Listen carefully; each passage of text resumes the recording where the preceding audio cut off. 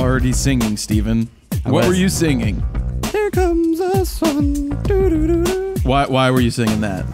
Because I said here comes the sun, because there's going to be a harsh sun streak Again? on the table again. I know, I still haven't time. I still haven't purchased the, what? I already interrupted you. Yeah, I know. I still haven't bought the screen blocker. I'm going to get a big piece of foam board. We're going to block the window so that we can do that. I probably need to get like 10 of them in case I wanted to pitch black it in here. Yeah. Whoa, that was a horn outside, right? Yeah, giant truck. We're still having major construction going on along the street. Well, actually, that's going to happen for the next 2 years. But anyway, Jared Polin, FroKnowsPhoto.com, and welcome to RAWtalk episode number 62, which is highlighted in nice yellow bright highlighter. Steven, how are you doing? Doing well. How are you? I'm doing fine. How was your week? I don't remember. No, it's been good. I've been doing good work, man. Yeah. You've been doing good work. Yesterday we hammered out a bunch of videos. We worked with Jaleel. We got a ton done yesterday. We did. We're gonna have that Jaleel thing coming up. I don't think I'll talk about it here, but it may. I don't know if it's out yet. We got to see. It's possibly that it's out. Basically, what we're gonna do is we're helping Jaleel. We are funding a photographer. If it's out, go to the website. You'll see it. What we're doing for Jaleel, and it's for a good cause, obviously. So check that thing out when we get it up and running. My week was good. I feel like I'm back to doing the work I wanted to be doing. Yeah. It's weird. It takes time. Like there's those down periods, and you. What is this? There's just a piece of fuzz on the table. Your hair that's everywhere. Yeah. So basically, for like 3 weeks or so, I always feel like I have enough work. We've done a lot of work. We have it up there, and sometimes I don't feel like sitting there and doing it, even though I still work 10, 11, 12 hours a day at what I'm doing. Sometimes I feel like I'm not really accomplishing much. And right now, it just feels good again, where I'm accomplishing the list of things that I have to do. Because I do that now. I make a list. I send myself emails, and then I put it on a list that I cross things out. I highlight things I want to get done. Because I guess as you get older, you start to forget stuff. Oh, yeah. And I don't want to forget it. So as soon as I think about it, I either email myself or write it down, and then I get it onto this list so that I can try to accomplish it. And then the ones that don't get done, I move to the next list that I build, because I don't let it get too. I try to keep it organized. Yeah. It's about being organized. No, I do the same thing, but instead of actually writing it down, I usually just have like an open text document on my computer, like open all the time, and I just look at that every day. Check stuff off, delete stuff. I like having the physical paper. Yeah. It's probably better to have a physical paper, because then you right physically have to cross it off and everything. And I can read it, and I can go at it, and all of that good stuff. Happy Thanksgiving. Oh, yes. That's coming up, right? This comes out on what, the 25th? It's going to become, so a couple days from now. Right, so after this comes out, it will be Thanksgiving time, so happy Thanksgiving, all of you. What do you do for Thanksgiving? Go to my grandma's, my grandparents every year. Oh, yeah? And we have 50 some odd grandkids on that side of the family, so we like make 7 or 8 turkeys. It's huge. Like my family on my mom's side is ginormous. She's one of 11. 11? 11 people. That's a lot of people. Crazy. Do you know what 11 was? I just reenacted from a movie? No. Almost Famous. Well, I know the movie, but I don't know 11 from a movie. He's sitting in the back seat. Yeah. And Zooey Deschanel says to her mom, I think it's time we tell him. And he's like, tell me what? She's like, well, we held you back a year. Or we put you forward a year. You're actually a year younger. He's like, okay, they're 13, I'm 12. And she's like, no, you're 11. And he goes, 11? And then it was, anyway, that's from that movie. I love that movie. That movie is fantastic. It is one of my favorites. Thanksgiving for me, we're going to my brother's house. It's not very big. There's not 11 children on anybody's side. I don't think that my mom's brothers, none of them had any kids, which is unfortunate because it sucked. Because that's like you didn't have cousins. No, they didn't, and one of them should definitely have not had kids. It's better off that they didn't. Oh, yeah. Because they're scumbags. But I'll say it. I'll say it. My mom's brother is a scumbag. His wife is a scumbag. She's like an evil witch. They've disowned their family. Do they come to dinner? He didn't come to his his sister's funeral. Oh my God. Didn't call. Didn't say anything. Disowned his mother, who's 103 years old, Lil. Wow. His bitch of a wife. Okay, She's all right. You already said. Calm myself down. She is like the devil reincarnated into a human beast. And I hope she's listening. But no, they did not come to my bar mitzvah, which was when I was 13. That was the last contact I had, because I called him after my bar mitzvah and said, why didn't you come? I was a 13-year-old. I'm like, why didn't you come? He's like, I didn't get it. I didn't get the invitation. I'm like, what a cop-out, man. Why did he disown the family? I still don't know the story. I don't understand it. She also disowned her mother, and what ended up happening is her mother and my grandmother, Lil, ended up becoming friends. Oh, wow. Until, she passed away, and her mother, and they didn't even come to that. It's just, I don't understand how family is family. Yeah. Seriously, you work through whatever you can work through. There's no reason to not even, your daughter, your sister dies, and you don't even call or show up. We didn't call them because that's not after all this time. I'm assuming he obviously knew somehow. There's another scumbag part of the side of that family that told them, that interacted, but they're scumbags too. All right. On a happier note, happy Thanksgiving, everybody. We're going to my brother's house. What are you guys doing? Hashtag Fro Thanksgiving. Not really. There's no reason to say Fro Thanksgiving. Yeah, any family shoots or whatever it may be. Yeah, any fun stories. We have a fantastic story. There's the ham incident of 1990 something. Well, we're Jews, okay? Yeah. On my grandfather's brother's kids he married a non-Jew, and the kids are non-Jew, married not, so they weren't raised Jewish, which it doesn't matter. We don't really care. People are people. Religion is whatever. But for once, we were having it at their house. And this was when my dad's mother was alive, and she was a very tough woman, very outspoken and opinionated. And we're there, and all of a sudden, a ham shows up on the table. And she was like livid and totally out of like, oh my God, a ham? It's just like, because we don't eat ham. And it was just one of those things. I know that story. You had to be part of the family. And my cousin did a write-up in his newspaper about it once. It was kind of funny. He did a column, whatever. It was the ham incident. The ham incident of like 1993 or something, or probably 94. I don't even remember. All right.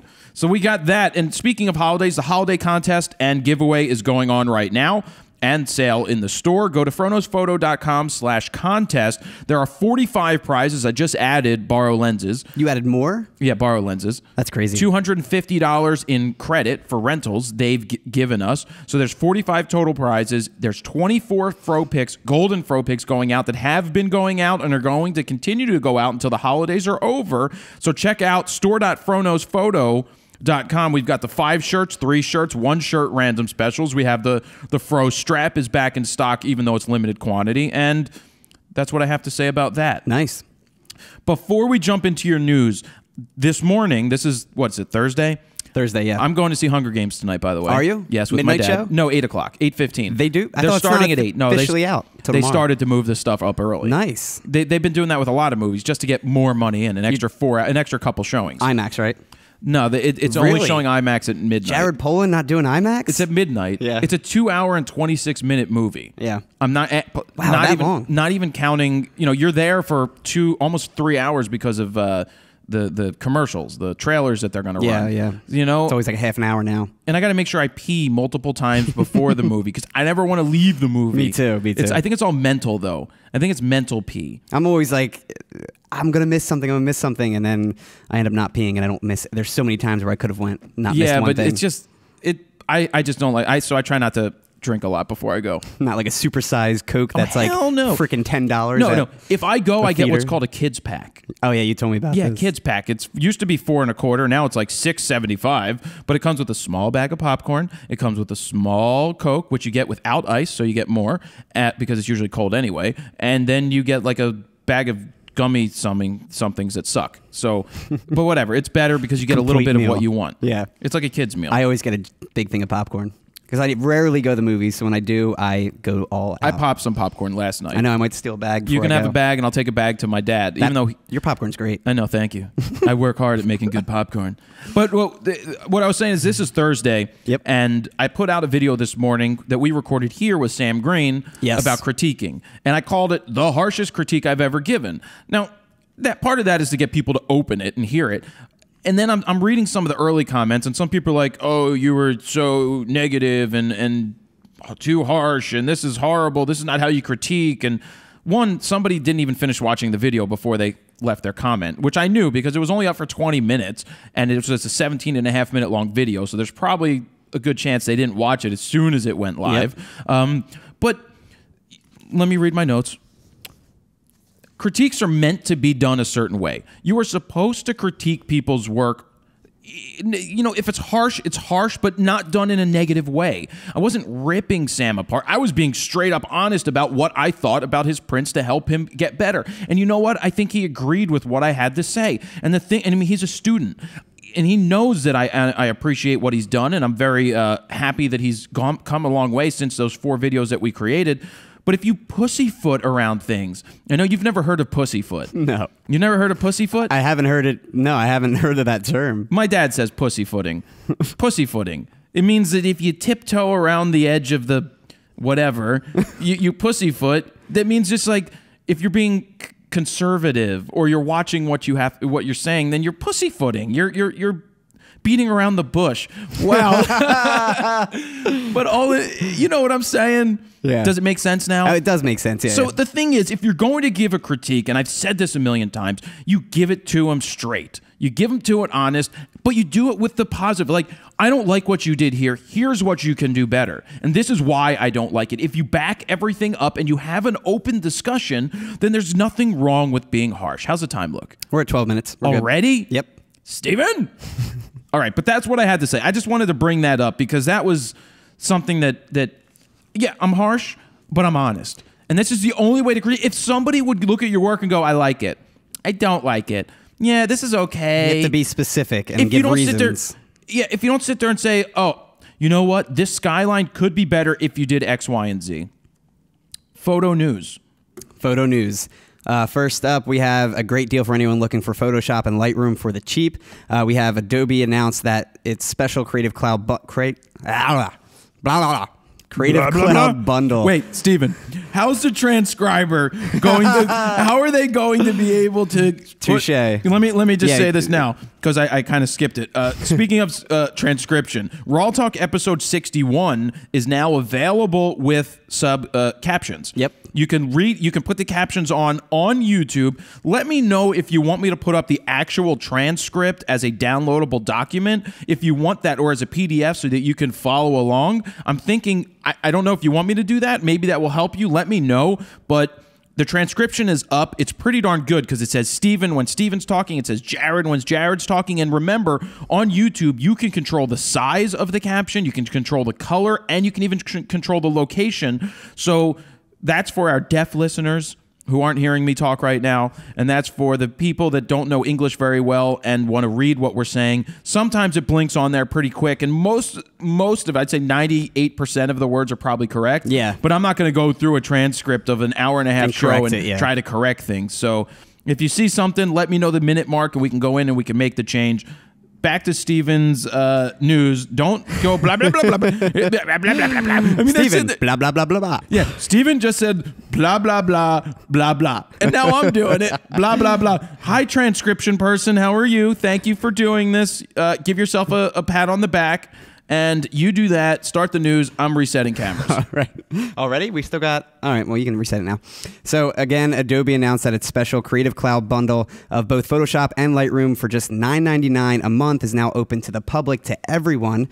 Previously, to get this deal, you needed to own Photoshop CS3 or higher to qualify. So, again, everyone can get it now. And you also get 20 gigs of online storage and, which I still don't know what this is, a Behance membership with ProSite, whatever the hell that is. And now, just keep in mind, it's only available for a limited time. The offer ends on December 2nd, and then it goes back to whoever owns Photoshop CS3 or higher. You need that to qualify. Yeah, so I'm upset a little bit because last month my 30-day trial ran out of my Lightroom 5, and I tried contacting them to say, hey, I want to take advantage of this $9.99 thing. I don't have CS3 Photoshop. I just have Photoshop. I don't even know what it is. I think I'm on 5.5 now or something. I've been using it, and I don't use Photoshop very often to do pretty much anything. So I bought Lightroom for $79 as the upgrade, I would have liked to have this option of both for $10 a month, $120 a year. And I think they said it's not $9.99 a month. You have to buy it as $120. You have to spend. You have to buy it in a year subscription, which is no big deal. You can't pay monthly. Well, I guess it is a big deal for some people. It may not be easy to drop the $120 on that. But well, and if you're upgrading from Lightroom and you only use Lightroom and never Photoshop, it's probably more expensive doing the Creative Cloud option than just doing the $79 upgrade. Yeah, that's a good point, Stephen. I tried. No, that was good. Move on. .org. What? There's a moveon.org. I got some people sending me. They sent me the. Will you sign my whatever? What are they called? Petition. And this one was for the D600. About what, the oil spots? Yeah, that Nikon should recall them and replace them. And they should. Nikon really screwed the pooch. Wait, how did we get to talking about this? Because you said something. You brought up .org, and I don't know how that came up. MoveOn.org, because that's the website where people go to do that type of thing. But seriously, when car companies have to do a recall, they recall it, and they make sure we stop early. They recall it, and they have to fix it. Nikon should have had to recall all the cameras and just freaking replaced them. Take the loss. Take the freaking loss. You created a piece of crap. You know, it's a great camera, but those issues are a joke. Expecting people to constantly send it back to be fixed every couple thousand shots is a joke. Really disheartening to hear that. And there's a lot of news coming out of Japan with Nikon after the DF cut their sales expectations for the year. I saw that too. Right? And the pre-orders apparently weren't up to what they thought they were going to have for the DF. Yeah, their market's pretty small for that. I feel like they're not going to have that many people getting a $3,000. Focus on making quality instead of quantity. Do we need a 3200, a 5200, a 7100, a D600, a D800, and a D4? Do you need that many in a lineup? Maybe 2 DX cameras, 3 full frame, whatever, 600, 800, and that, the high end, okay. You know, but this is a changing market. It is evolving fast, and there's new companies coming out. Fuji's beating the crap out of the industry, and they don't even have a DSLR. Sony's coming back. Sony has been creating stuff. You've got your Samsungs, your Panasonics. You have these other companies that are coming and gunning for Nikon and Canon. Canon doesn't have to worry so much because they've got printer divisions. They've got billions of dollars coming in from other people. Nikon, they've got optics. They've got microscope. They've got that type of thing, but they don't have a printer division that powers the world and gives them all this money to spend on this. They need to start evolving and getting with the times, because the way that the digital cameras are moving with your GoPros and all of these other things, it's changing the landscape, and they could be Kodak. Anybody can be Kodak. Anyone could be these days. You're right. You know, so you've had a reign for 80 years. You two have done this. You know, you've beaten the Olympuses. You've beaten and we're going back. You've beaten the Olympic, because I read the old Playboys. The old Playboys they're all Olympus. Oh yeah. Vivitar, Pentex. What happened to all those brands? Yes, they've evolved, but they've never really gotten to where they were. Seems like Nikon and Canon were the ones that have won from the 70s on, or 80s on, whatever, until now. And now it's changing. But I love those old Playboys because the ads are fantastic. They really are. And I was reading some articles. There's some good articles in there. Is there? Yeah, man. The 1974, man. Well, what's the article about? It's a lot of articles, man. Like what? There's sex articles. There's political articles. There was this one about... I thought Playboy just had pictures and that was like it. Have you ever looked at a Playboy? Yeah, when I was like 10. What do you mean, like, have you been in my bathroom? Yeah, but I'm not like in there for, a while to read a magazine. So after this, you have to go look at one of those Playboys. I guess I do now. It's not all photos. There's a lot of stories. There was one on, what's his name? I wasn't looking at them when I was 10 for the stories. Well, either was I. But I grew up with the Playboys in the house. Yeah. Grew up with them. And my grandfather had them, and my dad had them. Now I've got all the old ones. What was his name? Leonardo DiCaprio played him in a movie, in The Aviator. Howard Hughes. There was a great article on Howard Hughes in there. It was like right after he died. It was fantastic.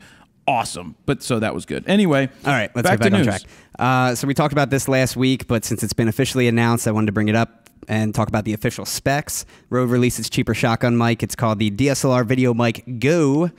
It requires no 9-volt battery, which is very nice, unlike its predecessor, the regular video mic. Bing bong! It's Postman Fro with a package for you. What do you have, Postman? I have a Video Mic Go right here.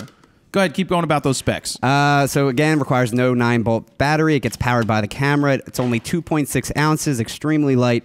It has the RAWtalk Lyre shock mount. I'm not sure how to pronounce that.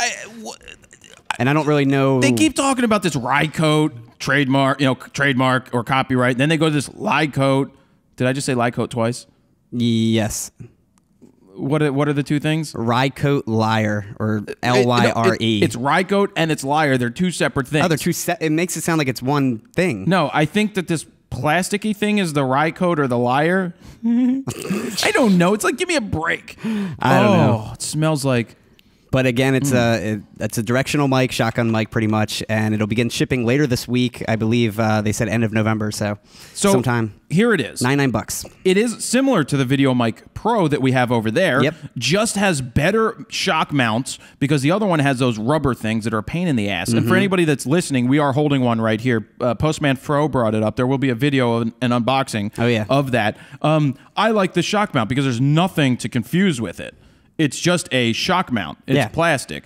I mean, that it does feel a little on the cheaper side there, but this mic... And it's $99. You can't expect, you know. No, but in terms of cheaper, I don't think anything's going to happen to it unless you really knock it off the top of your camera. Well, yeah, unless you literally slam your camera or something into something. It has one plug. And there's no other buttons on here. Yep. So all you need to do is plug it in and use it. You set the levels in your camera. You could set it to auto. You could do whatever you want. It's directional. So if I was pointing it towards the camera, it may not pick up Steven terribly too well. But if I point it right at Steven, then it's going to pick it up even better because it's directional. So I'm pretty darn excited to have a $99 option that you can just leave in your bag. Because everybody wants to do video now. Yep. That's the thing. So you do video, and this thing for $99, you never know when you need to do an interview. You never know when you need to pick up just extra static audio. You could also plug this into your iPhone and use the Rode app. Yeah, it's a great option. And one tip, I guess, for people is just make sure when you're using any type of audio device on your DSLR, put your levels extremely low because there's a lot of noise built into it, whether it's Canon or Nikon. We learned that the hard way. And it's better to get closer to your subject than to bump up the audio in camera as far as levels go because you're going to get a lot of static and hiss. Anyway, moving forward, we have Sigma. They announced that a free firmware upgrade is available for photographers using Sigma lenses on the D5300 cameras. Apparently, there was an issue with that. The company has discovered that when paired with the D5300 camera, its Nikon mount lenses containing internal motors do not properly operate the OS, the optical stabilization, and live view autofocus functionality. So this issue is specific, obviously, to lenses used with that particular camera. But users can just go to Sigma's website, download the firmware, and fix it. So they can now use Sigma lenses again on the D5300. So where does the firmware go? In the camera. USB. No, it goes to the lens. It doesn't go to the camera. Oh, does it? No, they would need to have the USB dock. They'd have to have the USB dock that Sigma's selling. Yeah. So probably have to send it back to Sigma to make it work. Or that, yeah. Just wanted to let you guys know that that option is available. And you'll love this specifically. Android devices are rumored to be bringing RAW capability to their phones soon. So Snapseed will be awesome, even awesomer than it is. More awesome. Google's been working on the API to shoot RAW DNG since last year. It's been about a year and a half in the making, I think. And Android app developer Josh Brown, he's the one that found the code and says it also looks like it'll be able to shoot at high frame rate and uncompressed formats, which is pretty nice. I don't care about high frame rates personally. Like, you know what? Somebody left a comment recently on one of the videos I did. It was the 4 tips to being a better photographer. And some of the things say, don't crop, try not cropping. I'm not telling you not to ever crop. That's your preference. But my preference is not to crop. The guy's like, oh, what are you living in the old days? That's why we have all these megapixels. And then he even dug himself a hole even deeper, in my opinion, when he goes, the whole point of being able to shoot a lot of pictures now is to shoot a lot of pictures and then worry about the rest later. You know, you could just spray and pray and motor drive through them. I'm like, no, I don't crop and I don't overshoot. Oh, because I said limit yourself to 36 shots and see what happens. And the only reason I said that is to just say, what was it like to shoot 36 frames? Yes, I'm not living in the past. I'm not saying that go back and only shoot 36 pictures because I don't do that. We go on a shoot that we normally would have maybe done 2 rolls of 72 pictures and you come back with 300 or 400 pictures because you can. But the whole point is to just challenge yourself. Yeah, and you become a way better photographer that way, because when I first started out, I was shooting, 300-400 pictures at a little tiny event where it could have narrowed it down to like maybe 50 pictures. And now I'm getting to the point where I'm only waiting for that moment to happen and taking the right pictures. It's a lot easier on editing. You spend a lot less time on the computer. It's just easier in post. Okay. So finishing up that statement, the latest Nokia Lumias, the 1020 and 1520, they also support RAW DNG for anyone wondering. And that's about it. So hopefully Google will release a new phone next year or this year or something that has RAW support. Well, it could just be the software. Or the software, I mean. They'll get it, and then probably a year later, Apple may get behind it. I mean, with the amount of pictures being taken with Apple phones, they may start to get into this whole thing where they want it to be aperture ready. Like they'll put an aperture on the phone. I mean, I guess they have iPhoto, but maybe they want to do something else. Snapseed's free for anybody out there. Just use it. Snapseed's almost like having Lightroom on your phone. Yep. It's so freaking good. It's a great app. So the world's changing. We talked about that. Yeah. We talked about that. Keep going. I'm going to reset the cameras. Already? Do I Still have got to? 10 minutes. Only 10 minutes. Let me take a look at yours. All right. So French, this is, I think, my personal favorite story of the week. French newspaper Liberation, I'm not sure if I'm saying that right, but they posted a photoless issue to stress the importance of photojournalism. It was released last week, and it wasn't just paper with text either. There were actually blank spots on the newspaper where the images normally would go to show how much photos pretty much tell the story, or they let the story move on. The issue was released to coincide with the opening day of Paris Photo. It's an annual international fine art photography fair that began in 1997. And here's what the paper had to say about it and why they released it, which is pretty cool. Liberation, in quotes, Liberation vows an eternal gratitude to photography, whether produced by photojournalists, fashion photographers, portraitists, yeah, I guess that's right, or conceptual artists. Our passion for photography has never been questioned, not because it's used to beautify, shock, or illustrate, but because photography takes the pulse of our world. To choose Paris Photo's opening day to install these white images highlights our commitment to photography. It's not a wake. We're not burying the photographic art. Instead, we give photography the homage it deserves, yet no one can ignore the calamitous, the situation press photographers now find themselves in, especially war photographers who risk their lives while barely making a living. And for those who went on those who work, wait, let me see. And for those whose work went on show today in the Grand Palace, thanks to shrewd gallery owners, we might think that the odds are in their favor, but it's all smoke and mirrors. The art photography market is currently confused, end quote. Interesting stuff. Yeah, they printed a newspaper with no photos. Yeah. And just blank spots for where they were. So you get a feeling that, well, this is what it could end up being in the next couple of years if it keeps continuing the way it's going. Well, you know that people don't like to read as much. Yeah. They like to look at photos. Photos are a strong part of our world. And if you're just going to ignore that and just look at the photos and not read, you're never going to get everything. But photos are really strong and important. They are. I feel like they really tell the story along with the text. I mean, the text really goes in the details. The photograph actually tells the broad overall story. We have a new website called Histogram, showcases what it would be like if historical figures were around today during the day of Instagram. Here's a few, for example. Martin Luther King posted a screenshot of notes, like an Apple Notes document with "I have a dream" as the text in the comments section. He said that he's trying to finish the speech for tomorrow, so it's just it's a funny little thing that they're posting, saying that if Instagram was around that time, that's something he would post. Also, Da Vinci posted a portion of the Mona Lisa saying, "Here's a sneak peek of a work in progress. Shout out to my girl Mona Lisa for helping me out." And continuing, we have John... Mona Lisa, Mona Lisa, Mona Lisa, blah, blah. John Hancock posted a photo of his signature on the Declaration of Independence, saying that he just signed your independence. What up? Yo. And then we have, this is my favorite one. Bill Clinton posted a photo of him and Monica Lewinsky saying, "Walking around meeting the new interns, it's going to be a good year." The best part is that Hillary Clinton commented saying, "She looks so sweet." But yeah, it's this whole website that just kind of makes these parody Instagram accounts posting historical figures and moments. It's pretty fun and cool to check out. And then moving forward on the topic of Instagram, the Oxford Dictionary's word of the year is officially selfie. It is official. According to the editors, the word has seen a growth of 17,000% in usage this year alone. And this is the second year in a row. This is a cool tip or a cool fun fact. It's the second year in a row that a photography term has earned the Word of the Year title. Last year was GIF, which I feel like can't really be a Word of the Year because it's technically an acronym. I don't remember that. Yeah, that's what I think according to Petapixel, they said that. Oh. Yeah. Okay. So I guess it's right. Was that the end of your news? We have one more story, and this is kind of a recap from last week. We have an update on the man who was headbutted by the elk last week. James York is his name. The elk was officially put down by rangers at the Great Smoky Mountains National Park last week. Rangers say he had to be put down because he could not be retrained to be faithful to humans. I'm sorry, fearful of humans. Wait. I prefer him being faithful to humans. He could not be retrained to be fearful of humans, as in staying away from them.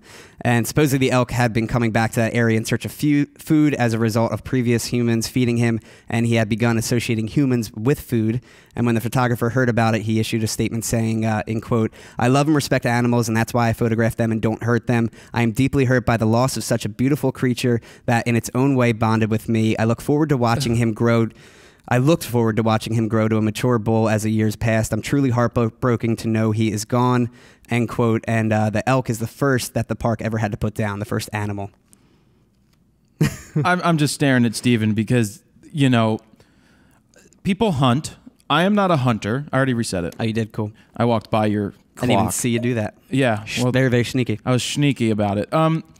Yeah, it's unfortunate that they had to put down the elk. It is. But you get it. If the elk is going to not be afraid of humans and come up, or I mean, the park rangers aren't to blame for this. It's humans, again, to blame for it, who are feeding the elk. You're not, don't feed the wildlife. Yeah. And they're going to come up to you. They're going to think, like you said, that humans give me food. Yeah. And this guy, I'm going to headbutt him until he gives me food. It's unfortunate. There are people, you know, there's hunting that goes on around here because we have a lot of deer. I've hit a couple with my car, and that's why you rather have somebody shoot the deer, and because instead of having them either get hit by cars or slowly die of starvation. Yeah. I don't hunt myself. I couldn't see shooting a living thing and having it be living and then be dead. I'm a big fan that if you're going to be a hunter, you do it the old school way.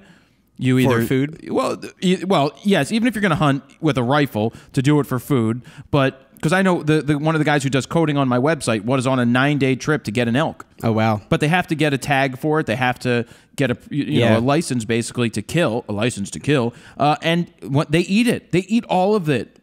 They keep all the meat, so that's fine. My coworker does that. But I couldn't see doing it. I couldn't see going hunting. But if you're going to do it with your hands. If you can beat the elk with your hands, if you can run up to it and stab it a couple times and win, by all means, taking your life in your own hands and try that out. Then I'd be more okay with it. Yeah. And I just want to let you guys know, too, a lot of people commented last week on last week's RAWtalk saying, like, oh, you guys didn't hear about the elk dying and blah, blah, blah. It's because when we read this story initially, this didn't happen yet. So when this comes out, another update might have happened. We can't obviously stay that updated with the news because we record this a couple days prior, but just want to let you guys know that's why I wanted to recap that and update you guys. The way that we have chosen to do news is not like some of the other news photo outlets that just are constantly seeding stuff out there.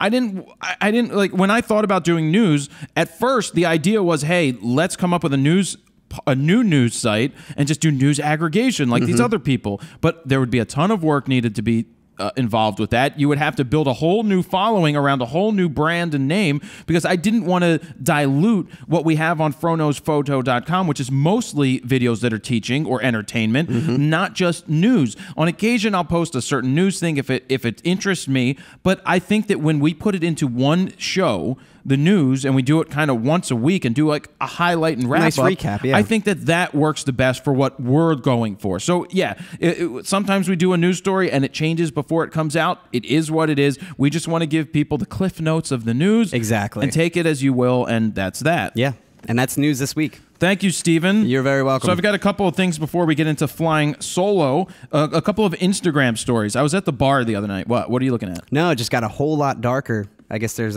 way too much cloud cover outside. Hopefully the exposure's decent. Do you want me to look? No, I think it's fine. All right, you think it's fine. Yeah. So I was at the bar the other night, and I was with my trainer. I was with Stronger and then Stronger. So, you know, I look like me. My trainer's bigger than me, muscular wise, and then his friend is like a behemoth. He's like the Hulk. He's huge. Oh yeah, does he get trained by him too? No, he doesn't need it. He just trains himself and just totally lifts. He's like really strong all day, every day. He's got like a protein drip right into his arm. We're sitting there around this fire outside at a bar, Frankfurt Hall, and these girls were like, "Can anybody take our picture?" With their cameras. So so we took their. I was like, I'll do it. Cameras or phones?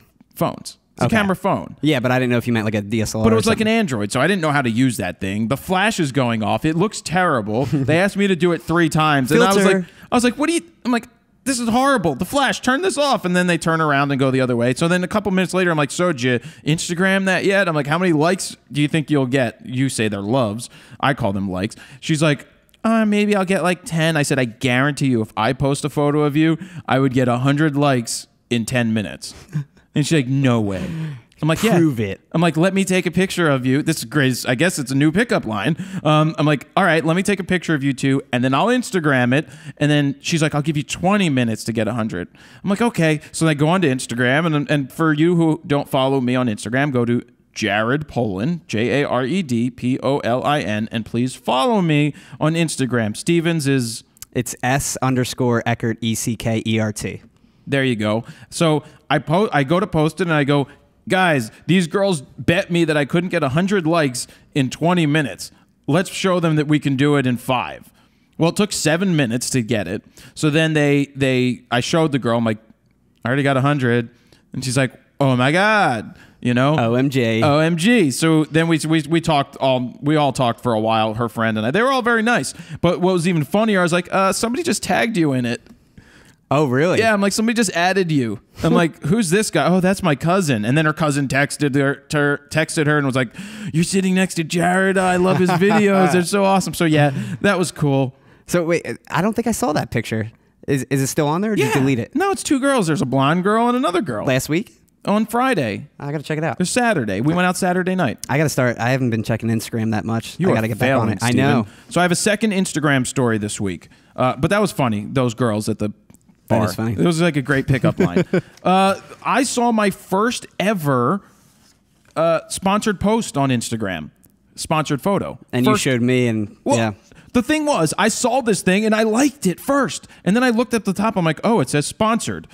So the fact that I didn't realize it was sponsored because it was such a good photograph was the reason I liked it.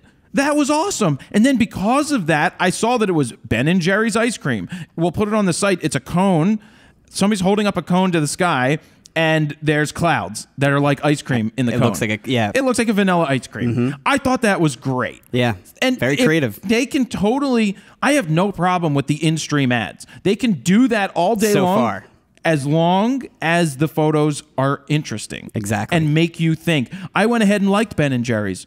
Because, oh, did you? Well, yeah, because if they're going to do something like that and it's going to be good, then I want to follow them. The only problem is they need to follow it up with more photos. Yeah. They haven't done that. Mm-hmm. Again, keep the engagement going. Do that photo sponsor 1 week, then the next week, put out a freaking coupon. And I wonder if every single person on Instagram saw that photo, because I also saw it when I was going through my feed after you told me about it, because that would be huge for a company if every single person on Instagram saw it. So if you click the sponsored button up top, I saw it will tell you, first thing there, it will say, will Instagram use my photos for advertisements? Mm-hmm. And it says, no. Instagram will not use your photos to run ads, and we never will. You own your photos. So anybody bitching still about that, shut up. That's like I posted, remember, the Paramore pictures on my Instagram account, I think last week, and someone commented saying, you basically gave away all your rights to Instagram and blah, blah, blah. They're going to use it. I did not give away my rights to Instagram. Yeah. Get with the freaking times. Read, and who cares? Steven has how many followers now on Instagram? I think I got like 1,500. So he keeps growing. Every time you post about me, I get like another 300. Right, so he gets more. So if you either are going to engage in a conversation or you're going to be some photographer that never posts anything and nobody knows who you are. Yeah. All right? This is what we do today. This is a community. I've said it before. Instagram and Facebook have gotten me to where, well, YouTube has gotten me the exposure, and then I've evolved with Facebook. Fine-tuned it with that. Right, and the other things to keep the conversation going. If I didn't do that, then nobody would know me. And I would be still sitting at my dad's house probably wondering what the hell's happening here? Why aren't I being successful? If you don't put yourself out there, you're not going to get anywhere. And with Instagram, start the conversation. There's people that are not photographers that have 1 million Instagram followers that get jobs as photographers. Yep. Because they go around the world doing photos. Blows my mind. Isn't it insane? It is. I'm jealous of that. Yeah, I am too. It's insane that somehow they ended up with 100. I have 16,000, and I sit there and I go, how'd they get 500,000? You know, and it's like, it just happens. Somehow they get on the favorites page. There's 150 million users on Instagram, which was at 20 million when they sold, 20 or 30 million when they sold to Facebook. And then it's now up to 150 million. So it continues to grow. I want to be a part of that community. Yeah. Sure, a lot of the photos are selfies and they suck, but still, good stuff. Anyway, the moral of the story is I'm okay with the sponsored ads that are coming in if they continue to be good photos that I'm interested in. And I haven't seen one yet since that first one got posted, so it's been, what, a day or two? I'm surprised they haven't posted another one. It's been a little bit longer than that. Yeah. Bing bong! Hello? Who's there? It's Postman Fro with a package for you. Oh, yeah? What kind of package? Well, Postman Fro, thank you for asking. This is the Atomos Ninja 2. Somebody has been asking, hey, when are you guys going to get those recorders for the cameras so you don't have to get up and check the time? Well, we got some. We have the Ninja 2. We ran into them at the show in New York City, and they're giving us 3 weeks to play with it. Nice. To decide if we are going to buy it. Hopefully, they can give us a discount. It's $695. Let me open it up. Which is a great price. Open it up, I mean, take it out for us. $695. I thought this would be at least $1,000, but then again, you have to buy some other things. Well, you have to get some other things, but what it is it's a monitor and recorder. So in essence, we want to replace this GoPro angle with a DSLR. We want to put the D800 over there with a 14-24 so that we can control the quality of the video that we're getting. Yeah. So this Atomos Ninja 2 is a touchscreen. You plug in the HDMI from the camera into this device. Oh, it has screws on both sides, so you could actually mount multiple things. Cool. And it's going to record the uncompressed data if you want right from the sensor. It's going to be clean right out of the camera. But the cool thing is it's going to record as long as it has enough memory inside. Now, what you can use, you can put in a 2.5-inch SSD drive, which we have right here. They sent us one. It's a 2.5-inch SSD drive. This would go inside this unit, and everything would be recorded right to here. If it's 2 hours of, they said that you could do what, 11 hours of recording on a 1 terabyte. I thought 3 terabyte. They don't make those 2.5-inch drives that small. Terabyte? I think it was 1 terabyte at the highest resolution. Exactly. For like 11 hours. Yeah. We are going to dumb down the resolution to almost the 1080 because we don't need it to be uncompressed, but it's already transcoded. You don't have to, you just bring it right into the computer for you ready to edit. It has a docking station. It has a battery if you want to then go ahead and put a battery on the back. So if you're in the field, you could use it that way. And it also has a AC power adapter. And it also says register now for your 3-year warranty upgrade. Well, that's good that they give you 3-year warranty on something like this. That is nice. I mean, it's light. It's easy to carry around. It's a monitor. It's a touch screen. I'm excited to use it. And they do the one thing I really liked is that you can calibrate that screen with your computer screen to see exactly what you're seeing on both, which is really nice. Oops. Something just dropped. That was the road. The road just goed. Yeah, I'm pretty excited to use that. And finally, no more crappy GoPro angle. And it won't be crazy green tinted or anything. We like the GoPro angle. We just don't like the extra work that's involved with it because we can't control and fine tune it. We want to just put the a D800 here with a 14-24. We think that's going to be a great angle. We think it's going to be a great angle. Yeah, it should be. If it's not, it's not. We could put the fisheye there, but I'm not sure we want to put the fisheye there yet. We're gonna feel it out, but this will allow us to leave this camera running the whole time. Yep. We may add extras to the other ones. I don't know if we're going to make that investment or I make the investment into a live switcher, but that was that. They're not a sponsor. They didn't give it. I don't get to keep that. No, we were just excited to use it. Yeah, and that's why. That's the fun part about going to shows is you go, hey, we want to try this out. Let us use it.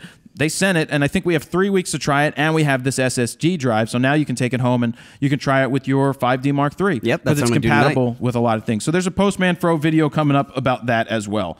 So that's done. Reset these cameras real quick. Yep. So that was the Atomos Ninja 2. We talked about the Instagram, and then I've got one other thing to talk about before we get into the flying solo, but I'm going to let Steven reset the cameras, and then I'm going to get up and get this new thing. I'm going to move this. Yeah, I'm going to put this. This SSD is pretty darn cool. All right, here we go. They all good, Steven? Yep. Everything's good? Blinking. Are they blinking? Everything's blinking. They better be blinking. Always blinking. All right. This thing looks pretty cool. What time it is. What time is it? Hold on. Wait for it. Wait, I'm not in position yet. For those that are listening, Jared is bringing a giant Wheel. Wheel fortune-like wheel. What is to this? the table. This is the Wheel of Fro! So what we have here is going to be the future of Wheel of Fro. I've got to get my logo on it, but what's going to happen is I'm going to get a bunch of different sponsors or advertisers just to... What, am I in the way?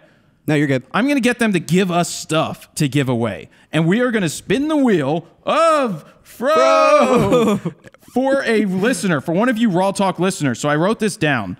I want you to hashtag Wheel of Fro on Instagram, not Instagram, on Twitter. If you want to be a person that we can pick for this, we're going to pick from the people that listen to the audio first, which means your subscriber on iTunes, or you listen the first day that it comes out, Monday at 12:01 a.m.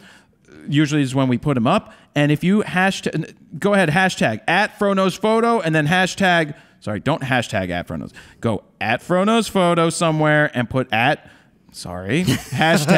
Wheel of Fro in there, and we may pick one of you. We'll get your email address, and you could be spinning for a prize. So be a lucky winner. It's going to be like this.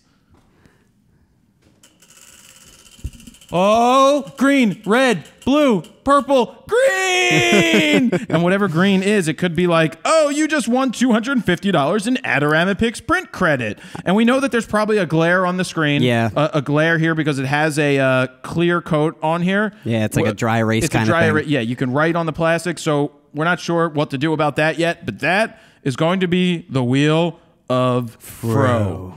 It should be fun. Yeah, it looks pretty cool. And hopefully you guys heard that spinning too on the podcast. Oh, I hope they heard it. And it's nice. It's what is it, like 2.5 feet, 3 feet? 30 inches. 30 inches. Around. Think about it. Think about it. Oh, I had one other thing to talk about. What'd you have to I talk forgot. about? I got the big shot camera. Oh, yes. I finally built it. Have you seen it? I have. Oh, you have? What'd you play? Was it on my desk and It was you on your played with desk. it? Yeah, it was right over there. What else did you play with on my desk, Steven? That's it. Do I have anything else over there Still worthy? some money over there too. Is there money over there? No. Oh, I thought I hid that. So this is the big shot camera. It's fantastic at $89. And this isn't a sales pitch again. This is just a camera that you build yourself. It gives you all the pieces. You sit there and you put it together. Well, I filmed a video where I put it together. It took me like 40 minutes. A little longer than it should have. Takes an 8-year-old about 20. I don't know how long it would take an 8-year-old. I don't know. But that's the fun of it, is that you get to build a camera. It can self-power the battery. Wow, that's wow. That's called power generation. Yeah, old school. I like the clear screen too. There's a clear backing on it, Yep. which is cool. You can see all the gizmos inside it and gears. So there's 3 different sensors in there. There's a wide angle. There's a stereo one for doing 3D, and then there's more of Sensors or lenses? No, there's different. I would assume. Oh, they're different lenses. Lenses, right? Yeah. Okay. Yeah, they're different stereo. Yep, different lenses. Different stereo. What? No, different lenses. Yeah. All right, you were right. But anyway, $89. I'm thinking of buying one of these for my cousin who's like 12 years old. I think he would enjoy this. I think so. The quality's not going to be the greatest quality in the world, but the point is that they can send these to third world countries and let kids get involved in making photos, and they can charge it on their own. Boom. And that news story we had the other week, how they did that study on the elders when they learn photography. Yeah. That'd be pretty cool for an older senior citizen or so to make. Give them some time. It's like building models almost. That's why they said for 8 to 808. Yeah. Though I had some trouble with maneuvering my fingers in certain places, in certain holes, it wouldn't fit. So it was a little hard to do. And it was hard for me to get the things out of the plastic bags that were wrapped in tape. So I gave some suggestions to the MIT guy, and I think he went to MIT. I think he's a professor or something like that, scientist. Genius guy. Yeah, well, this was his idea, was to make something like this, and they made it happen. But I was like, maybe make Ziploc bag. You'll see it in the video. Well, yeah, and they also gave you some extra parts and stuff that I hate when companies do that, because then you're like, did I mess up? Yeah, there were like 10 extra screws and 2 extra springs. It's like, I hope I did it right. Did I do it? Please let me know if I'm going to have too much. Anyway, how far in are we? I think we're like 50 minutes already. All right, well, I need to get on my horse here. I'm already going to say it, hour and a half already, every week. Well, it's time for flying solo, and Steven will be sitting at the table. I will be. Because it's good. All right, here we go. JB Fletcher. How do you shoot soccer if I have a 70-300? Should I use aperture mode or full manual mode when shooting at night? And thank you for all you do for us, Fro and Stephen. Rock. It added rock at the end. Rock. So shooting during the day with a 70-300, aperture priority would probably be fine. But what I tell people all the time is if you're outside and there are no clouds in the sky, or the sky is full of clouds, the lighting, if it's not changing, means your settings are not going to change. Mm-hmm. So once you set it, you can... Forget it! Forget it! Ron Popeil and the Popeil-o-matic. But no, that is the truth. You can set it and forget it if the light isn't changing. It's all of that cause and effect. If the sun then goes behind clouds, and I say this all, it's just the basics. Yeah. It's just getting your brain trained to know if the sun goes behind the clouds, well, it's not as bright as it was, so my shutter speed needs to drop a little bit. It needs to go from 12/50th maybe to 500th. You never know, but it's just that simple. So that during the day for soccer, I would set it on manual. Get your settings right and then shoot. And get past this, I don't trust myself to get it right, so I put it in aperture priority mode. Because what happens if you're shooting on a bright day and there's shadows in the people's face? Mm-hmm. They're going to turn black. Yep. Where did all the shadow people go? They don't know. That's that band from Philly. That band from Philly. Yeah. Dr. Dog. Oh, okay. Who are so boring live. Oh, funny thing about Dr. Dog. Yeah, I saw him at the Dave Matthews Band Caravan like 3 years ago. Just boring. Kind of sat there. It was very folky music. Yeah. So if you're in the mood for it, like I love my Dawes and I love I like the Shadow People songs in the right time. Yeah. Like when you're just sitting around and you want to watch it. But funny story about the Dr. Dog people. Mm-hmm. The night before Dr. Dog was playing in Philly, I was out in the city and this guy was about to run across the street. And I was like, dude, you're going to get hit by a car. It's because a car was turning. So I saved his life. Really? Yeah, saved this. Well, he was going to get hit. He was going to get hit. So I was like, dude, there's a car coming. Because he wasn't looking. He was running somewhere else to go get somebody. So then the next day, can you get that piece of fuzz off the table? That black thing? This thing? Yeah. No, come on, get it. Thank you. Thank you.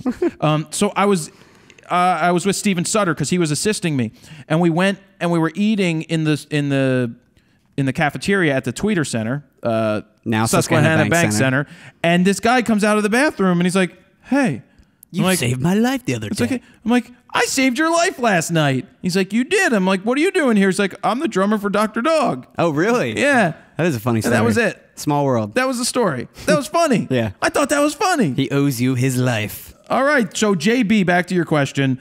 If you're shooting at night, you're going to have a hell of a lot harder time to try to shoot with the 70-300. The best thing there is manual. If you go into aperture priority, you're totally going to throw off the camera because it's going to look at the light at night and you're not going to get a good shot.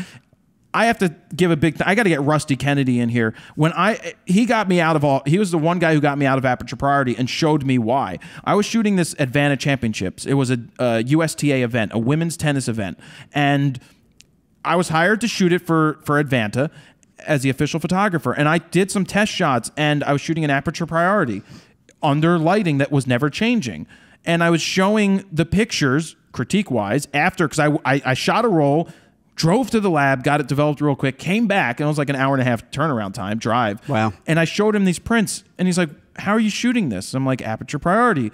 He's like, well, your shutter speed's dropping to 1/25th, and this was before digital. This was film. So he's looking at what the settings should be. Like, he's like, that's 120. That's like 180th. You see that blur? He's like, in here, you could shoot at 400th of a second at 2.8 with your 800 speed film. He's like, the light isn't changing. Yeah. It's like, remember that. It's a constant setting. But when you do aperture priority, your shutter speed's going to bounce all over the place because where it meters, yeah. If it's dark or bright or the court, the reflection, that's why when people shoot hockey and they see that their pictures are coming out dark, that's because the ice is so bright. So it speeds up the shutter, which then gives you an underexposed image. Yep. Anyway, that was a sidetrack, but that just brought up that for me. No, it's good. Yeah. I mean, and people that, again, bringing up that story, or just when people shoot in a cloudy setting, it's the best setting to shoot in, where your contrast is so flat and your camera, it's just a giant diffuse softbox. That's what the sun is when it's with clouds. So you can just stay on manual and you're good to go. Jacob Motum, and that's M-O-T-U-M for the transcriber out there.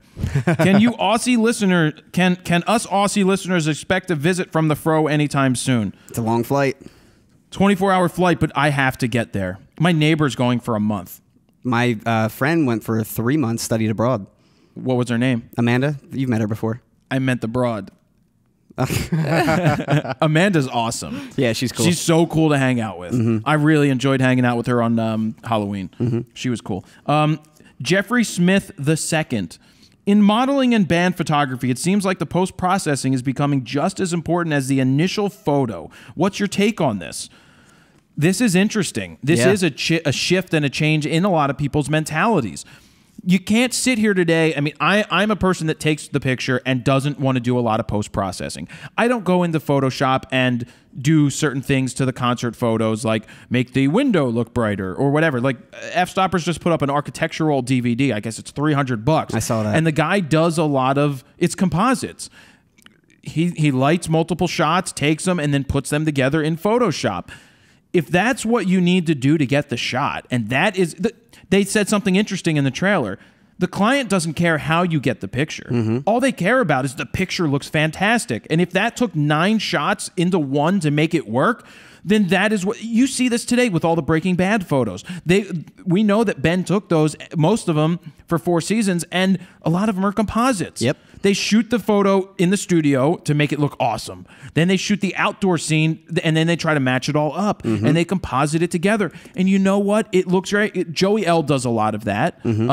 He does a lot of that stuff, and I have no problem with it. It's not something I do. Am I against it? Will I get to the point where I have to do it? Probably. It depends on the job. You do what you need to do to get that picture. The client doesn't want to, they don't care that I don't crop. They don't care that that's my own mentality. So when it comes to their work, if it needs to be cropped, it's going to be cropped because it's for the client. Right? If it's my personal work, I can do whatever I want because it's my personal work. But I don't have a problem with this. These are the tools that are at hand today. To poo-poo them and put them off to the side and say, oh, you shouldn't be doing this, it's not traditional, it's just meaning you're going to be left behind. That's why you learn as much as you can about everything in the world in photography and keep evolving. Yeah, I think it's a great thing to do and be able to and know how to do it. But on the other side of things, I hate when, say, bands or models or whoever expect that. They expect that you are automatically a genius when it comes to Photoshop or compositing or whatever it may be. They expect that look. And it's like, this is really what a photograph in its natural form looks like. This is a totally Photoshopped photo. You know, I can't, that's when it comes down to be a problem. Well, but then there's retouchers that you outsource that stuff to. Exactly. But also some of what they don't realize, I think that HDR is loved by people that don't know what HDR is. Yes. Because they think it looks unique and different. So that's the look they may want. Then that's the overdone. I mean, but it is what it is. Whatever the client wants, like whatever it takes to get the photo to the client so that you keep getting the jobs, that's all that matters. And if that means cropping, if that means HDR, if that means doing all of this composition stuff, then by all means, whatever it takes. And when I did architecture and stuff like that, as far as like taking photographs for homes that were on sale and all that, I had to do HDR all the time because of just the lighting from the window and whatever it may be. I had to do like 5 or 6 different composites. Right. And putting that together shouldn't be that hard. No, it's so easy now. Yeah, and I'm sure that Photoshop CS. I actually use the Photomatics most of the time for that. But when you go to or you can composite layer, and then erasing other layers. Anyway, I'll move on. Good question. Yep. Brian Gorman, are you still working on the Fro film project? Yeah. I'm always working on different projects. That's still one of them. I still have to go shoot a roll of film. I still have to go to Antonelli with you in the darkroom and film me processing some film. I thought we still had a couple on the back burner, or did you post all that? I think I've posted them all. I still, even to talk about Sam Green's thing, his first year college portfolio, I still need to record my first year college portfolio. Maybe when we wrap this up, I'll throw it on the table and we'll just hammer it out. Yeah, double check too, because I thought we had like 5 or 6 in the can for that. I've used a lot of them. Really, all of them? Well, yeah, we had all the stuff from. I think I've used them all. Okay. Michael Carey, will you ever get invited on TWIP again? I talked to Frederick over at the photo show. He said, "Yeah, I can come on again." We'll see when that happens, though. I just know. I'm like, do you know how much hate you'll get for that? If you're prepared for it, like if he's okay with that, then I'll come on. I mean, I won't say the F word 6 times like I did last time, and I don't have a problem with cursing. People need to get over this stuff. But I also know that there's tact, and you don't need to use those filler words just to use them for shock value. Yes. I get it. You don't need to. But sometimes it's anyway. Alfred E. Lewis Jr. Hey, Jared, I've been doing photography for 10 years now. 3 years film, 7 with digital. How do you not get caught up on comparing yourself to other photographers? One starts wondering why you're not as good as what, or what's his name, or why your pictures don't look as good as so-and-so. I understand that we all learn and grow in our own way, but I fear I start doubting my abilities. How do you deal with this? I'm always questioning the work I'm doing. Whenever I see somebody else's, I do sit there and I go, whoa, how'd they do that? Or why aren't I getting things like that? And what you have to remember is that you can't always compare yourself to somebody else. You can't always try to replicate what somebody else is doing. If your style is your style, then you go with it. You can't try to do what somebody else does successfully and think that you're going to go ahead and do it successfully as well. That goes back to the whole photo news thing. Why didn't I want to do the petapixel f-stopper style things? Because I don't want to just be a news aggregating site. There is nothing wrong with what they do. They post a lot of great information, but it's a lot of extra work, and I want to keep staying dedicated to creating this content that we do with the podcast and the videos and the educational stuff. So that's that. But I don't get caught up with what others are doing. I mean, I look at what Ben Loyner does, just bring him up now again, and those composites are fantastic. Oh, yeah. I don't do that thing. Could I? If I learned, yeah. I mean, it's not that hard to do. You just you figure it out, you try it, you shoot it, you do it. But I don't get caught up in what these other people are doing, and stop doubting your abilities.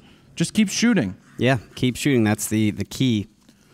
Max Logan, what would you say is the way to get a photography pass for an NHL game, e.g. the Winnipeg Jets, or as we used to call them, Losapeg? Well, it's because they sucked. I figured. Forever. And they also just got their team back. This is simple. It's the same as concert photography, but this is what you do. You call up the Winnipeg Jets. You go on their website, and you find who the head of PR is. You find who the assistant PR people are. You can start there. You call the PR department, but remember, you're not going to get a pass if you go, hi, I'm just a fan. You're not going to get a pass. Yeah. But if you have a blog, again, it's like concerts. If you are shooting for somebody, a local paper, a local something, a magazine, a Make website. up something. Right. Make up a school newspaper. Just call them up. Pick a game where it's not the best game. Like the Penguins aren't coming to town and the Blackhawks aren't coming to town, or LA. To pick somebody where a crappy team like Buffalo's coming, because Buffalo sucks. The Flyers are playing them tonight, but Buffalo's the worst team in the league right now. Call up the PR department and go, hey, I'd like to come photograph a game. Here's what I do. Here's who I'm shooting for. Here's some examples. Call them on the phone. They're going to want you to email them after, but don't just send emails. Start off with a phone call, because that way you're personally talking to somebody, so then they'll be on the lookout for your email. Or if you want to send an email, no, don't send the email first. Call on the phone and say, hey, I'd like to do this. Is it all right if I email you some of my information to show you who I am? And they'll be like, okay, I'll be on the lookout. That's your best way to do it. Done and done. And they'll definitely respond to a call versus an email if you know. I think that's a lot easier to do it that way. Too many people, it's like women and men who stop calling girls or guys. It's so much easier to ignore a text message. Yeah, and it is. I turn off that red thing. I hate seeing on your iPhone how you can tell people that you read the... Oh, yeah. Read Send the text. read receipts or whatever. I don't want that. Yeah, I don't either. I don't want people to know that I've read it or not read it. And I hate seeing somebody's read it and then 8 hours later they send you a text. Yeah. It's like, I know you read the thing. But it still says delivered either way. Well, it says delivered, but it doesn't say... Right. So they know you got it. You just didn't open it yet. Right, exactly. But Jesus Christ, excuse my language for you people that are offended by Jesus Christing. Jesus Christus. Monte Cristo, whatever. What was I saying? You're talking about the text messaging and something else. Yeah, I don't remember.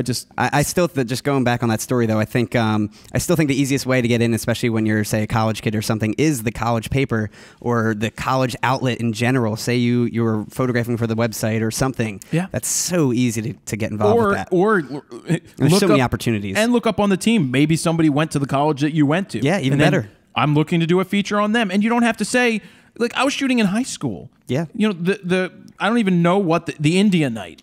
It was called the India Night, the newspaper. Oh yeah, Council Rock India Night, I think. It's catchy. And I would call and I'm saying I'm shooting for the India Night. Our circulation is X, Y, and Z. I didn't say it's a high school newspaper. Sounds legit. Right, and then in the community college where I took one class, it was called the Centenarian or the Centarian. Sounds even more legit. Right, it's a newspaper. It has circulation. I don't need to tell you anything more unless they ask. Yep, exactly. Unless they ask, give them as little details as you can. But the pertinent information. Yes. Joe Neely, if you're out taking photos and see something illegal happening, do you start taking shots? And do you turn them into police with your EXIF data? Not sure why that even matters. Has this ever happened to you? We've talked about this in the past. If you see something happening that you can directly stop or interact in or help somebody out, I'm not going to stand there and just take pictures. Like if the medical staff is there and there's nothing I can do, then maybe I may take a picture. I don't know. It's all dependent upon the situation. No, police have not asked me to turn over my photos, but I do remember my buddy Matt, his name's Matt Chow. He was one of my mentors growing up. He worked at the camera store. He went to Antonelli. He went to Antonelli before me, and he worked at the camera store, and it was my cheers. I used to hang out there as a 15-year-old, 14-year-old, 15-year-old, 16-year-old. I would go over to the camera store, and I'd spend hours there just talking photo. It's a cool hangout spot. It was, but I had no friends. I should have been out with friends instead of hanging out at the camera store, but I learned a lot by talking to these people and interacting and learning photography. He shot a lot of aerial stuff, a lot of planes from the ground. He shot a lot of military things because he wanted to fly, and I think he does fly now. He's also getting back into photography after being out of it for a while. I did shoot his wedding, and now as a kid, blah, blah, blah, blah, blah. Breathe. I know. Just breathe. The transcriptor guy will be, he's like typing away, trying to catch up with what you're saying. I know. We're sorry. They type quick. If you're reading the transcripts, they do go quick on the screen sometimes. You can always pause it. Yes, or follow with the transcript that I may give, which I may not. So he was shooting one day, and there was a plane crash. One of the military jets crashed. Oh, wow. So they turned the film over to be processed. I don't know that if I'm shooting a scene and the police ask me to turn, or tell me to turn something over, I don't know that I'm obligated. I don't know the law. You'd have to ask your brother. Yeah, I don't know. Ask your brother what the rights of the... if you're a photographer at the scene of a crime, do you have to turn them over? Or can you deliver them separately? What are our rights? Can you remember to ask him? Yeah, definitely. Can he come on one day and talk about... No, he's probably not allowed. I don't know if he'd be allowed to. That's the thing. I don't know even if he is, I don't know if he'd want to. Okay. Yeah, because he's also only been in the force for about a year. All or right, two. you know what we could do? What? We could totally make it silhouetted, and we can change his voice. To like the 60 minutes, yes, even though we're saying right now that we're going to do it. Yeah, but no, it'd be like... You could change his voice like, yes, I've been in the force for a while. And it's Cartman. It's Cartman's voice. That would be funny. I'll look up the Cartman compression online. I'm sure it's there. But also just feeding on that story, in photojournalism class in college, our professor made us go and shoot not a crime scene, but just any type. He basically made us. Yeah, he made us follow whether it was the firefighters or police or whatever. We had to go to a scene and shoot it, whether it was accident or whatever. And I went to an accident, shot it. I asked the cop first just to be nice. He let me shoot it. And they actually asked for my pictures after for evidence or whatever, or proof. And I sent them over and everything worked out. But they didn't force it or pay for it or anything. It was a class assignment. I had to do it anyway. Sure. Yeah. And they made me blur out the license plate too, which is fine. We'll see what happens there. Yeah. Zachary Kausar. I've been told by several people that I have to do video and photography to be able to make a living. Agree, disagree, opinion. Thanks, always, and God bless. So we live in a changing world, like we say all the time. Mm-hmm. I think you want to learn videography. I'm not saying you need to, but maybe you do. It's a it's a step that a lot of professionals take. You will find that a lot of photographers back in the day have either gotten tired with photography or started to direct commercials, direct video shoots, because you see the images. You see stills great. So then that translates very well into seeing the video production. I think it's great to learn. We have that Rode microphone that dropped on the ground. Somewhere over there. Somewhere out there beneath the pale moonlight, someone's thinking of me. Somewhere out there, out where dreams come true. Did you ever take theater? No, I would. You probably should. I should do it now. You should. I should get into a theater troupe. Theater. Do you know what movie that's from? No. Fieble. Fieble? It was American Tail. Yeah. It was a American Tail. Yes, it was this mouse. That was not it animated? Yes. Yeah. Not Fieble Goes West. That was the second one. Peebo Bryson sang that song. I think it was Peebo Bryson and some other lady. I don't know. Somewhere out there. I love that song. But anyway, with that Rode microphone, again, video and photography are coming together. They're melded into our cameras unless you have the DF. They allow you to do both. You don't need to do one or the other to make it, but it certainly would come in handy if you do photos and you're doing corporate headshots and they turn around and say, by the way, do you do videos for YouTube? We need to talk to our CEO and we need to make and you go, we're making this porn, and we need you to help out. Well, that could work too. You never know. You never know if they're swingers. But that's the point where you go, absolutely, let's set that up. And where you just charged $800 for headshots, oh my God, what you're going to be able to charge for video. Even more. Even Way more, more, because there's a lot more time. There's editing involved. And even if you outsource your editing to somebody else, there is nothing wrong with that as long as they're a good editor. That'd be Is that hard to outsource? Because what do you have to give them, like hard drives? You give them the hard drives. Oh, we give them the hard drives. Yeah, I do that all the time. Is there local places around this area? Well, you find like Todd Wolf, the guy who did the FroKnowsPhoto just guys. Local editors in general. I trust in Todd. Oh yeah, his stuff's great. Everything he puts out. The first thing he did for me, that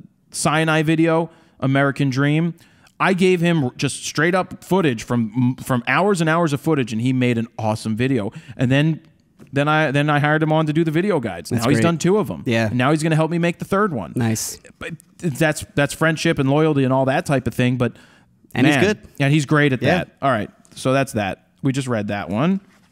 Brian Gorman. To you, is it worth the price to get the 5814 Nikkor? It depends on if you can afford it. If you have all the money in the world, sure, get whatever you want. That's always the answer. If you don't have... I mean, it's like, what are you going to need it for? Is it going to give you more than what a 50-1.4 is? And a 50-1.4, the one that we're using on Steven's angle, is like a $300 lens at this point. Yeah. I don't think you're going to get a hell of a lot, much more different results. I mean, you're going to get... Well, and if you're doing video or photography, It depends. It all depends on what video you're doing. Doesn't matter nearly as much as stills. It's a fantastic lens. If you can afford it and you see a need for it, then sure. Yeah. I don't really know what else to say. Mark Pine, Payne. What's your view on the Adobe Friday deal? Okay, that's the Adobe deal. We already talked about it. Yes. Thank you for bringing that up, but we talked about it. Bill Arseneau, Arseneau. Don't you like how I'm spelling this out for the transcriber? I didn't realize you were doing it for the transcriber. Yeah, I'm doing it for the transcriber. You're welcome. I bring my camera to work with me so I can take pictures on the way home. I work an hour away from home. I cannot bring my camera into work due to company policy. With the weather getting colder, my question is there a certain temperature that my gear should not be in? It sits in my car for 8 to 12 hours. Thanks, Fro. Billy Ho, Blackhawks fan. First off, screw the Blackhawks. Love how he had to put that in. Yeah, screw Patrick Kane, that taxi driver beating piece of junk, and Flyer beating Stanley Cup winning goal. Screw that guy. Leaving your stuff in the car, 1, could get stolen. 2, leaving it in the trunk, that's going to be the hottest part of the car. You're going to superheat your camera. There's the sensor could in essence could warp from the heat. They are meant to be in certain types of heat, but not massive amounts of heat or cold. Soldering can start to come out. All of these different things can happen in different weather. Some things that you could do, you could have a cooler in your car And I'm not saying that you even put ice or anything in it, but a cooler is going to maintain a temperature. A Pelican maintains a temperature very well. Yeah. You know, like when you have a zipper bag or something that stays in a trunk, but it's insulated, it's going to maintain a more uniform temperature, at least from my experiences. So maybe you have a cooler that you keep it in the trunk and whatever, it shouldn't overheat. At least I don't think. Well, Pelican's good because it's pretty much sealed. You snap that into place, and right, it has and it has the pressure gauge, O-ring, and all that. Yeah. Oh yeah. So that's my answer. Dan Johnson, Smurfs or Snorks? Steven. Smurfs. You don't know what a snork is, do you? No, probably not. Okay, so in if the it's 80s, some kind of show from the 80s when I wasn't born. You were born in the 80s? Yeah, 88. Damn. The Snorks was an animated cartoon that took place in a pineapple under the sea. No, it didn't take in it was no pineapple. SpongeBob? But there were these characters, and they had these snorks that came out of their head. Yeah, I never watched this. And they'd go across the water and be like, brrr, which is, I guess, the same noise that the Jetsons make. And we need to reset the cameras again? But we're still good. So the Snorks were just these underwater characters. There was like the dog Snork that had like 8 arms and legs. I guess because he was like the pet, he was like the kid, and he would just. And then there was the woman Snork, snork, and then there was this guy. I don't know. I don't remember what they did.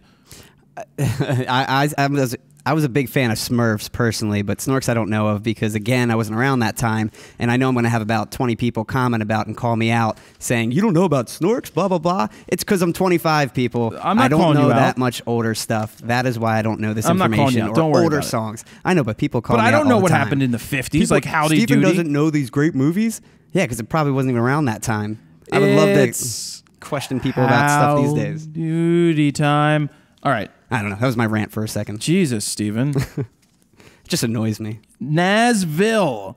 I've wondered about this since I started shooting more and more shows other than this is a long one, other than my brother's band. So you get the okay from either the show promoter to shoot the show, and you get a media press pass. You shoot the show, get some great shots, head home, boomify them in Lightroom, then what? Do you just post them on my blog, Flickr, Facebook first? Do I send a few of them to the promoter as a thanks? You can use these since you got me in the door first, or do you contact media team for the band and send a few and see if they are interested in using any and agree on a price, if any? In a business sense, I'm hopeless, but I love shooting and becoming a touring concert photographer.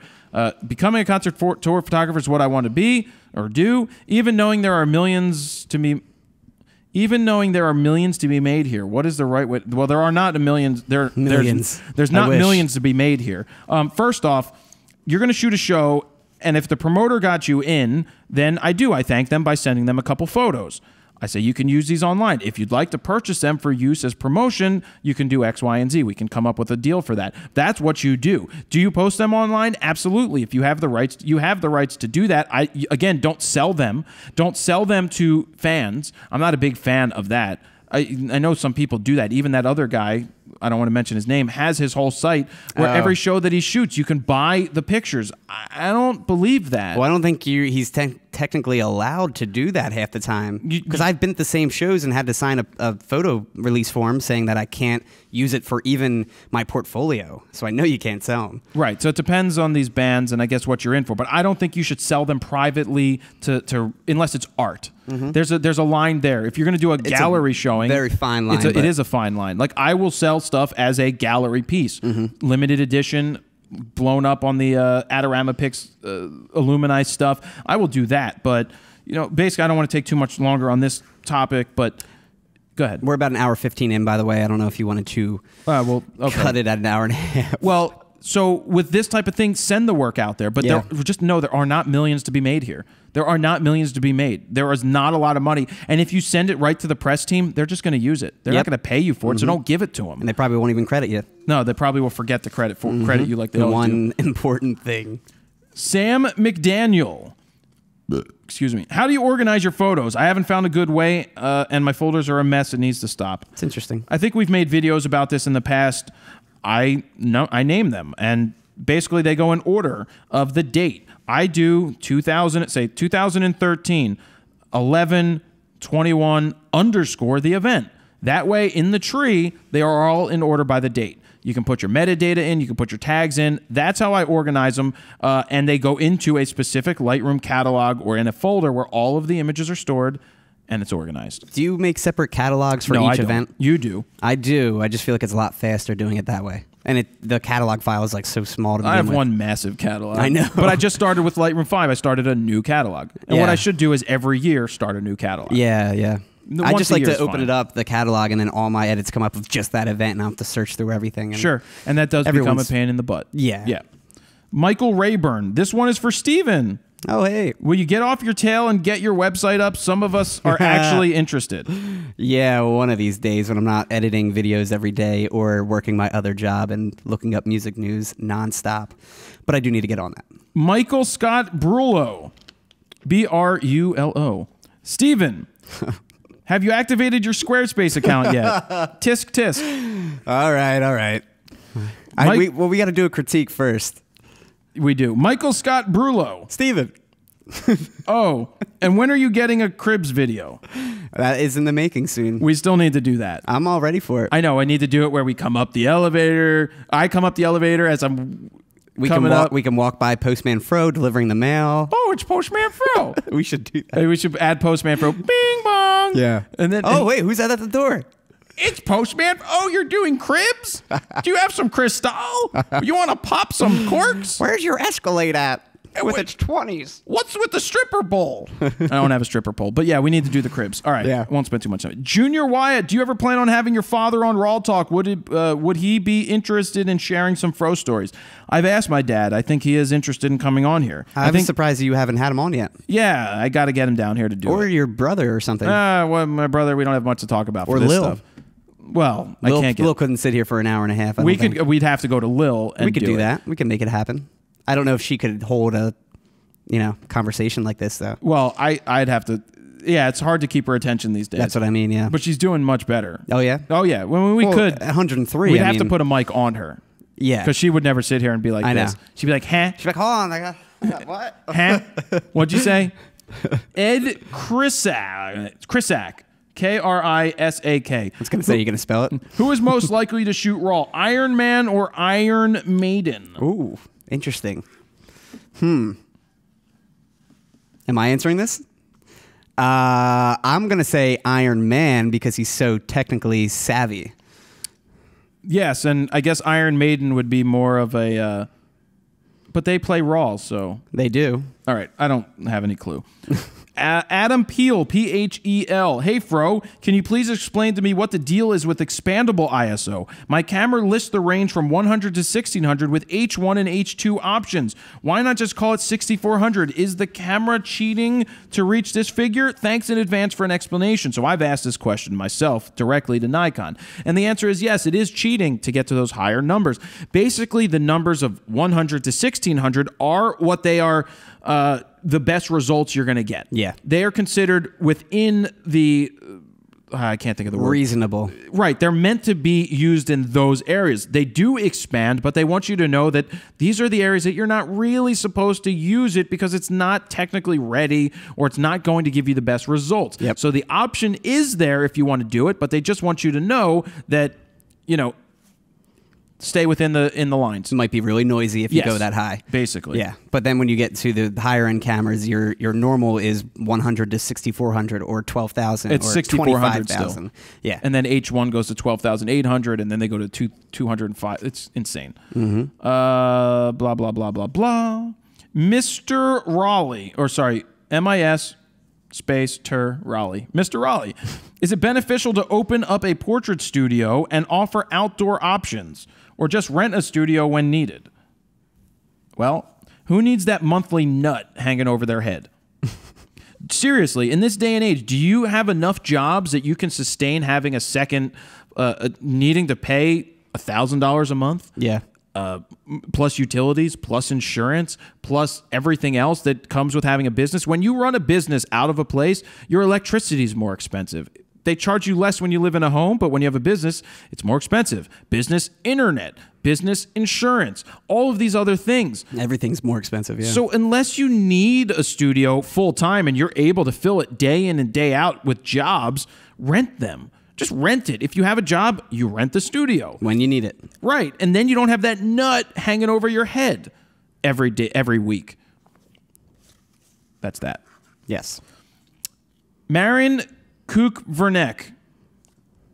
If not really having cash to go to Canon 70-200 2.8, basically what this person is asking, I'm going to not even read it. They're asking, if they don't have enough money for the 70-200 2.8 IS version 2, should they go with the 70-200 f4 IS or consider the original 70-200 non-IS 2.8? I am still a big fan of saying go with the 2.8 because they started to talk here about, oh, but with the IS, you're going to get 3 to 4 stops better hand holdability, but that's meaningless. It equals out to probably the same thing when it comes to stops. Possibly, but still, I'd rather have the 2.8 option. Our good buddy, Jeff Fusco, when he switched to Canon, he bought the 70-200 non-IS for a reason. He thinks it's sharper. I don't agree with that. But it was less expensive, and he uses the 70-200 non-IS. That's what he wanted to use. I have the version 1 IS 7200 f2.8, and I love it. And the IS is amazing. I think it's like 3 stops on that one, but I use it all the time, and it really does let me get slower shutter speeds than really what I should be shooting with that thing. Wow. I just skipped his last part of the question because I wanted to compress it. Stephen Miller. Oh, this guy again. I swear you just leave him in on purpose. Hi, Jared and Steven. I had previously asked if you would make it out to AZ. Yes. Which is Arizona. It is Arizona. What did you say? It was New Zealand? New Zealand. That's NZ or something. I don't know. Arizona for a workshop. Just curious if you'll make it out this way. Now, my mother is a 32-plus year dialysis patient. That's horrible, first and foremost, being on dialysis for 32 freaking years. For anybody that doesn't know what dialysis is, you're hooked up to a machine, and basically it's a kidney outside of your body. And it filters all the impurities out of the blood, or whatever the kidneys don't filter. It's not blood, is it? It is blood. I have no idea. It is. Dialysis is blood. The original dialysis machines were actually, I think, had ping pong balls in them. Very interesting. Really? Huge thing. This is what they would filter the blood. I think. I saw a show once. But anyway. It had to be right. I saw it on the internet. Her health is not the best and is slowly fading. I know you went through a similar situation per the story of your mother. I am wondering if you have any guidance or advice on what I can shoot or how to begin this story of my mother. I love her very much and have so much respect for her. She lost her kidneys at age 19 and is now 52. It's a sad thing, and I'm not looking forward to this at all, but I want to get it right and make something beautiful out of this. Thanks again, man. I appreciate your help. Sing me some Stephen Miller. Well, that's a great story. I mean, inspiration, man, from you. It's crazy. The first question is she not capable of having a donor? I mean, if she was on the transplant, I'm sure there's a reason why, but then he said she's the oldest living person on dialysis, or the longest living person. Like, she's gone the longest in history. Wow. But my question is, and let me know, Stephen, if you can, is she on the donor list, or is she capable of having replacements put in? I don't know. But to answer your question, there's no way. You just start. Take pictures of her having dialysis done. Take pictures of the dialysis machine. Take pictures of the blood flowing from one place to the next. Just cover her daily life. Tell a story. It's all about storytelling. Yep. The day in and day out struggles of what she's doing. We saw that one where the photographer took pictures of his wife who ended up dying. You know, they just got married and then she was sick. I posted that a little while ago, and it's just been seen so many times. You just have to start. There's really nothing else I can say about it. You just get out there and you shoot, and you tell the story. And it's personal to you. So you tell the story of those things that mean something. Yeah. And that's what I got for that. Yeah. And that's it, Stephen. That is it. Yeah, we're at the end. We did a lot. Happy Thanksgiving to everybody. Yes. Don't forget about the transcription of RAWtalk 61. The holiday contest and giveaway, the holiday giveaway and sale is going on. store.FroKnowsPhoto.com to get your sale items. And then you've got the other one, which is FroKnowsPhoto.com/contest, where you can pick up, you can enter for free. And you can win a lot of prizes from a lot of companies. We have Black Rapid, Adorama Picks, Borrow Lenses, the Squarespace, me. Borrow lenses, right? Did you say that? Think Tank. Think Tank. And Rode. Yes. They're All of all them. top-notch companies. I mean, that's great. They're all giving good stuff. Yeah. And that is it. Pay attention for the big shot camera video coming up where I'm building that. Also look for the way that you can support Fund a Photographer, which is going to be Jaleel. We're basically raising funds to get him a new wheelchair. I'm stoked for that. Yep, we filmed that video. We're going to get that out there. It may be out now. We're not really sure but when we're recording this, but we're going to try to fund him, and I kicked in $500 to start off the pot right away. We're trying to get $5,000 or more. Would like to get the or more so he can go ahead and help even more people by donating his old wheelchair to somebody who could use it after it gets fixed up.